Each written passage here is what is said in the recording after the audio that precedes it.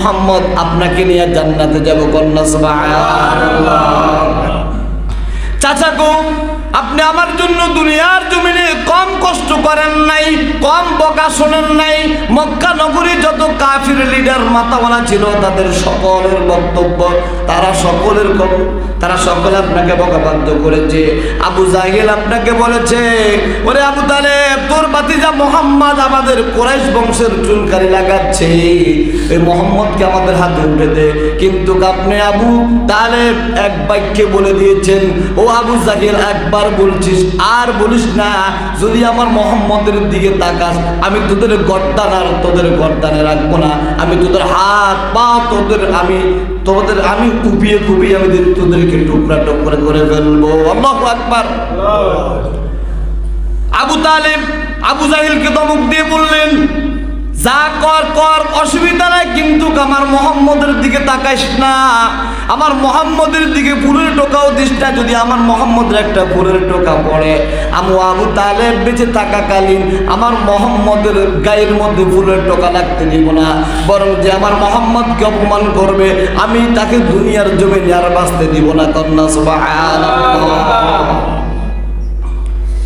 আবু তালেব মৃত্যুর শয্যায়, রাসূল আকরাম সাল্লাল্লাহু আলাইহি সাল্লাম বলেন, ও আমার চাচা, আপনার যদি লজ্জা লাগে মোহাম্মদ নাম উচ্চারণ করে দে, আপনি মোহাম্মদ বলিয়েন না, আপনি শুধু বলেন লা ইলাহা ইল্লাল্লাহ। আমি ওয়াদা করছি গো চাচা, আপনাকে নিয়ে আল্লাহর জান্নাতে আমি যাব। কন্যা সুবহানাল্লাহ। চাচার মনটা নরম হলো, দিলটা নরম হলো, কালিমা পড়বে ভাব। কে জানি আবু জাহেলের কানে বলে দিয়েছেন, ওরে আবু জাহেল, আব্দুল মুত্তালিব তো দুনিয়ার আবু তালেব তো দুনিয়ার জমিন থেকে বিদায় নিয়ে যাচ্ছে, না জানি শেষ মুহূর্তে কুরাইশ বংশের গায়ে চুনকারি লাগায় কিনা। তাড়াতাড়ি আয়।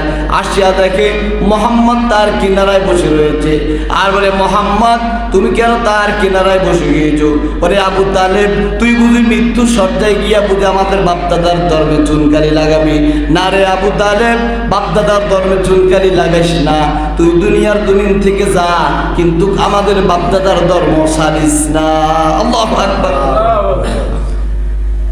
আবু তালেব তার ভাতিজা নবী মুহাম্মদ রাসূলুল্লাহ সাল্লাল্লাহু আলাইহি সাল্লামের কানে কানে বলে, ও আমার ভাতিজা মুহাম্মদ, আমি জানি সূর্যটা যখন মাথার উপর যখন পরিষ্কার হয়ে ওঠে, সূর্যটা যখন পরিষ্কার সকল মানুষ দেখতে পায়, আমি আবু তালেব বিশ্বাস করি তোর ধর্মর চাইতে আর ধর্ম খাঁটি ধর্ম হতে পারে না। সুবহানাল্লাহ। কিন্তু আমি আমার বাপদাদার ধর্মে চুনকারি লাগাবো না, আমি আমার বাপদাদার ধর্ম ছাড়তে পারবো না।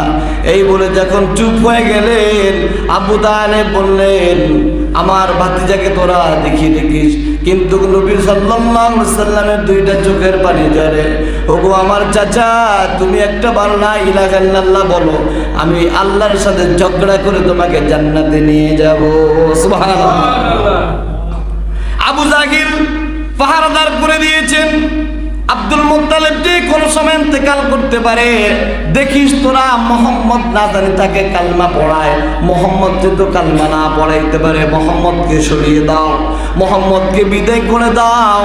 কিন্তু আবু তালেব এমন ভাবে ভাতিজাকে জড়াই ধরছে, ভাতিজা তার চাচাকে ছাড়ে না, চাচাও তার ভাতিজাকে ছাড়ে না। কন্যা সুবহানাল্লাহ। নবী মুহাম্মদ রাসূলুল্লাহ সাল্লাল্লাহু আলাইহি সাল্লাম বলেন, ও কুরাইশ বংশরা, তোরা আমাকে এখান থেকে তাড়িয়ে দিস না।